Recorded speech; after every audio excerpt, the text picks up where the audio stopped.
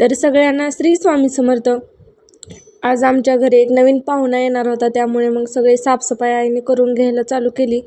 तोपर्यंत मी त्या पाहुण्यासाठी मऊसूद अशी छान अशी खिचडी बनवली.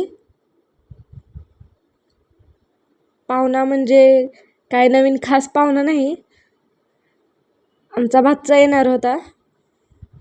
तोपर्यंत तेही आले. बघा, तोपर्यंत ते गाडीवर उतरतच नव्हता खाली. कसं तरी त्याला पप्पाने आतमध्ये आणलं.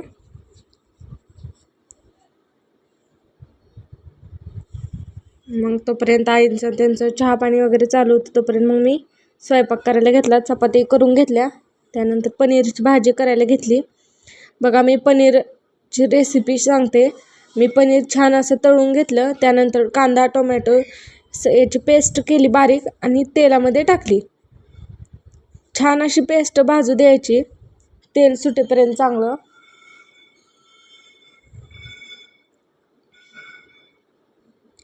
त्यानंतर मी पनीर मसाला टाकला आणि कलर येण्यासाठी लाल मिरची पावडर टाकली. तुम्हाला जर जास्त तिखट पाहिजे असेल तर तुम्ही काळं तिखट किंवा लाल मिरची पावडर आपली घरगुती टाकू शकता. त्यानंतर मी घरीच अशी दुधावरची क्रीम म्हणून वापरली. त्याला बाहेरून काय अमूलची वगैरे क्रीम आणली नाही, मग घरचीच क्रीम. त्याने खूप टेस्ट छान येते. त्यानंतर बघू शकता मी छान अशी प्युरी तयार करून घेतली. प्युरी छान अशी भाजू द्यायची.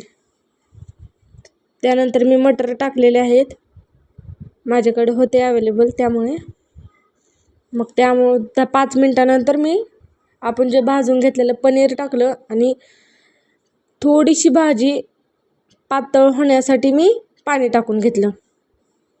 आता 5 ते किंवा 10 मिनटं याला थोडंसं वाफवू द्यायचं. त्यानंतर बघू शकता मी त्यावर क्रश केलेली कोथिंबीर टाकून घेतलेली आहे. तर तुम्हाला माझी पनीरची भाजी कशी वाटली हे मला नक्की कमेंट करून सांगा. आणि माझ्या व्हिडिओला लाईक करा, सबस्क्राईब करा. त्यानंतर आजचा मेनू एवढा काही खास नव्हता.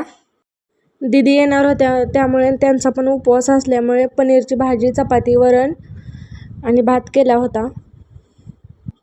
तर आजचा मेनू किंवा व्हिडिओ तुम्हाला कसा वाटला हे मला नक्की कमेंट करून सांगा. तर भेटूया आपण अशाच नवीन व्हिडिओमध्ये. तोपर्यंत बाय.